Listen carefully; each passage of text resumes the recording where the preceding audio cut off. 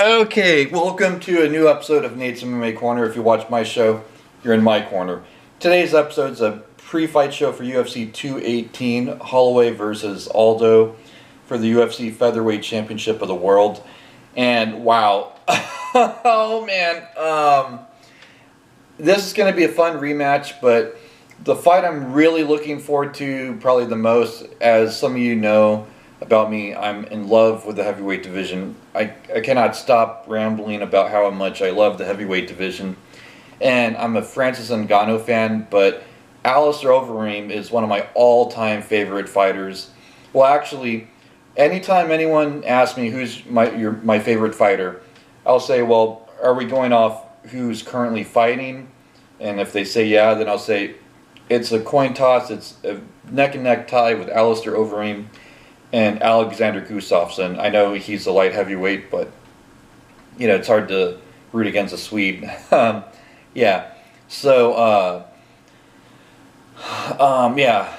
Alistair Overeem in terms of heavyweights. You know, the heavyweight division's my favorite weight class, and then Alistair Overeem's my favorite heavyweight in my favorite weight class. And then people go, well, I thought you said you liked Brock Lesnar. Yeah, but he's on hiatus right now. So yeah, this card's stacked. Yeah, so the rematch of the ages, Max Holloway versus Jose Aldo for the featherweight title. I'm picking, there's my predictions here for this main card. I'm picking Holloway by third round knockout. I think this could turn into second round knockout. I think it's one thing where I think it's going to be one of those things where Holloway stepped up his game from the previous time they fought, and then Aldo may have stepped up his game from the previous time they fought. So it'll end up being roughly around the same result. I'm kind of conflicted. Should I say round 2 knockout win for Holloway or round 3? But I'll just say it goes up to round 3. It could be a first or second round knockout win for Holloway too. We'll see. Holloway is just the real deal right now at featherweight. It'll be interesting if he fights a high caliber wrestler and like Frankie Edgar, which that was the original opponent. But I think Holloway, he did well against Ricardo Lamas, and Ricardo Lamas is a high caliber wrestler. So I think we've seen he's able to deal with wrestlers fairly well and have good takedown defense. I don't see Aldo really going for takedowns here, so I think it stays standing, and Holloway has advantage in the stand-up on many levels, and so Holloway wins by knockout. Then in the heavyweight division, the co-main event, the one I can't stop ranting and raving about, Alistair Overeem versus Francis Ngannou. I'm picking, okay, get this, Overeem by first round.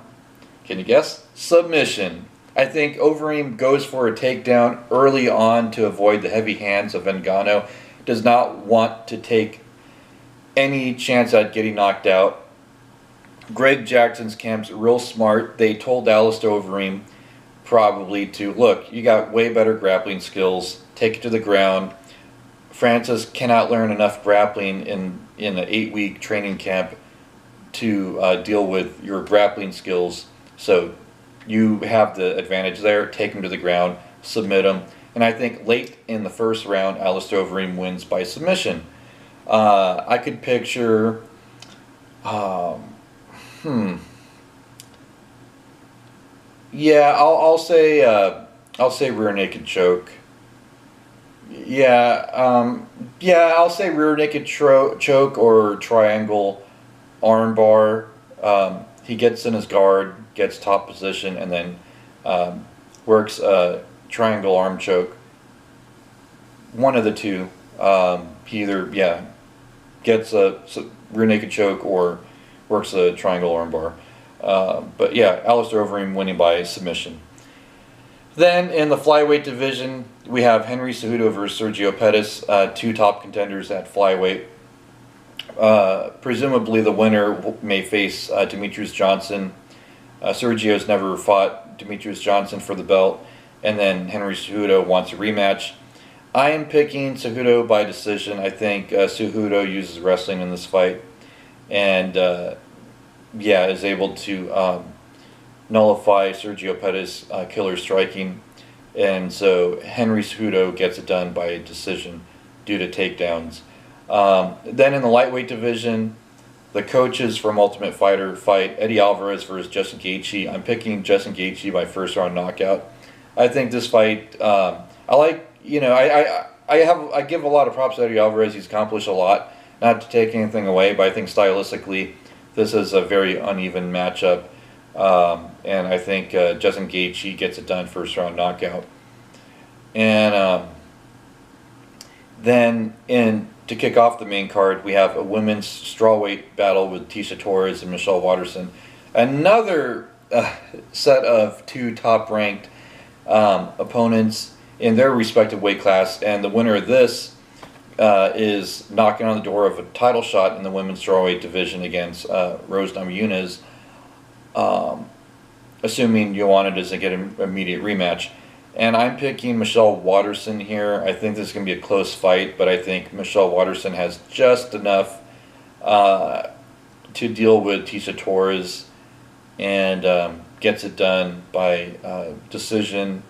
And I think it'll be 29-28 unanimous decision for Michelle Waterson. I think Tisha Torres squeaks out a round.